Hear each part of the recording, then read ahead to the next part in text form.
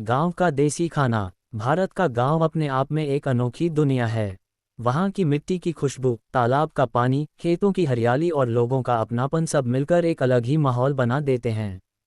लेकिन गांव की सबसे खास बात होती है वहाँ का देसी खाना। मिट्टी के चूल्हे पर पकता हुआ भोजन, ताजे दूध से बनी मिठाइयाँ, सब्जियों की सौंधी महक और देसी घी की खुशबू हर किसी के मन को लुभा लेती है। ये कहानी है रामू की, जो शहर में नौकरी करता था।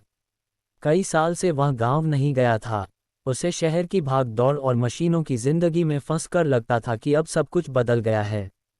लेकिन एक दिन छुट्टियों में उसने तय किया कि इस बार वह अपने गांव जाएगा और वहां की असली जिंदगी का आनंद लेगा। गांव की चौपाल और मेहमाननवाजी। रामू जब गांव पहुंचा तो चौपाल पर बुजुर्गों ने उसे घेर लिया। सबने प्यार से उसका हालचाल पूछा और कहा, बेटा, शहर में रहते हो तो खा पी कर रहना, वहाँ का खाना तो सब मिलावटी है, असली स्वाद तो यहीं गांव में मिलेगा। रामू मुस्कुराया और बोला, हाँ काका, यही तो मैं देखने आया हूँ। मुझे याद है बचपन में दादी चूल्हे पर गर्मा गर्म रोटी सेंकती थीं और ऊपर से देसी घी लगाकर देती थीं। वही स्वाद मैं आज भी नहीं भूल पाया। गांव वालों ने ठान लिया कि रामू को इस बार गांव का हर देसी व्यंजन खिलाकर ही वापस भेजेंगे। मिट्टी के चूल्हे की खुशबू। अगली सुबह रामू को खेतों की सैर पर ले जाया गया। खेत के किनारे बनी झोंपड़ी में चूल्हा जल रहा था। वहां उसकी चाची ने नाश्ता तैयार किया। मिट्टी के चूल्हे पर तवे से उठती हुई रोटी की महक पूरे माहौल में फैल गई। साथ में चटनी थी, टमाटर, हरी मिर्च और धनिया को सिलबट्टे पर पीसकर बनाई गई। रामू ने पहला कौर लिया तो उसकी आंखें चमक उठीं। वह बोला, चाची, यह स्वाद तो शहर के होटल वाले लाख रुपये लेकर भी नहीं दे सकते। बैलगाड़ी की सैर और खेत की दावत। दोपहर में रामू को बैलगाड़ी पर बैठाकर खेत ले जाया गया। वहां किसान काम कर रहे थे। खेत की मेड़ पर ही दावत सजी। पत्तों की थाली में मूली और प्याज के पराठे रखे गए। साथ में ताज़ा दही, मट्ठा और सरसों के तेल में बना आलू भिंडी का साग। ऊपर से देसी घी की मोटी परत। खेत की हवा, पक्षियों की चहचहाहट और मिट्टी की सौंधी गंध के बीच रामू ने खाना खाया। उसे लगा जैसे ये स्वाद उसकी आत्मा तक उतर रहा हो। मेले का आनंद और पकवान। गांव में उस समय एक छोटा सा मेला भी लगा था।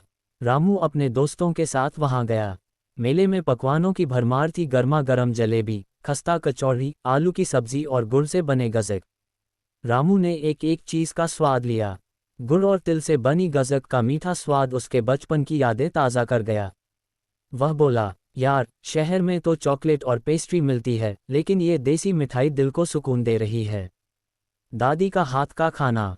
शाम को जब रामू घर लौटा तो दादी ने उसे पुकारा। उन्होंने अपने हाथ से बाजरे की रोटी बनाई, साथ में लहसुन की चटनी और सरसों का साग, ऊपर से ताज़ा मक्खन। रामू ने खाना खाते खाते कहा, दादी, यही तो असली जन्नत है। शहर का खाना तो पेट भरता है, लेकिन आपका खाना दिल भर देता है।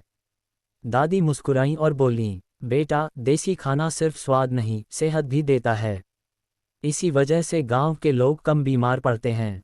यहाँ सब कुछ खेत से सीधे थाली तक पहुँचता है। गांव की रात और मट्ठा। रात में सब चौपाल पर बैठ गए। ढेर सारी बातें हुईं। इसी बीच एक गिलास मट्ठा लाकर दिया गया। मट्ठे में काला नमक और भुना जीरा डालकर उसका स्वाद और भी बढ़ा दिया गया। रामू ने गिलास खत्म करते ही कहा, शहर में तो कोल्ड ड्रिंक पीते हैं, लेकिन उसकी कोई तुलना इस मट्ठे से नहीं हो सकती। अनुभव और सीख। गांव में बिताए हुए 3 दिन रामू के लिए किसी त्योहार से कम नहीं थे। हर दिन उसे नए नए व्यंजन खाने को मिले। गुड़ की रोटी, मूंग की दाल की खिचड़ी, अरहर की दाल, भुना बैंगन, ताज़ा दही और घर का बना पापड़। जब वह वापसी के लिए तैयार हुआ तो उसकी आंखें नम थीं। उसने गांव वालों से कहा, आप लोगों ने मुझे यह एहसास दिलाया कि असली खुशी और असली स्वाद गांव में ही है। शहर की चकाचौंध में इंसान सेहत और सुकून दोनों खो देता है, लेकिन यहाँ का देसी खाना आत्मा तक तृप्त कर देता है। गांव वाले मुस्कुराए और बोले, बेटा, जब भी मन करे वापस आ जाना। गांव का चूल्हा हमेशा तेरे लिए जलता रहेगा। रामू शहर तो लौट गया, लेकिन उसके मन में गांव का देसी खाना और वहाँ का अपनापन हमेशा के लिए बस गया।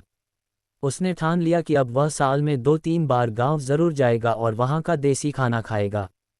गांव का देसी खाना सिर्फ पेट भरने का साधन नहीं है, बल्कि यह रिश्तों की मिठास, मिट्टी की खुशबू और सादगी की पहचान है।